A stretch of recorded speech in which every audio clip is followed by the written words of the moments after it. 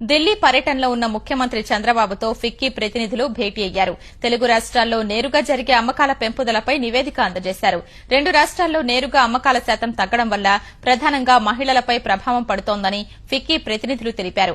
శాసనపరమైన కీలక నిర్ణయాలు తీసుకుంటే నేరుగా అమ్మకాలు చేయడంలో మార్పులొస్తాయని, మిగిలిన రాష్ట్రాలతో పోటీ పడడానికి అవకాశం ఉంటుందని ఫిక్కీ బృందం తెలిపింది.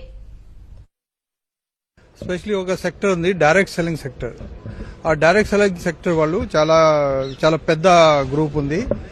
ఫిక్కీ ఆయన అంబ్రెలా ఆర్గనైజేషన్.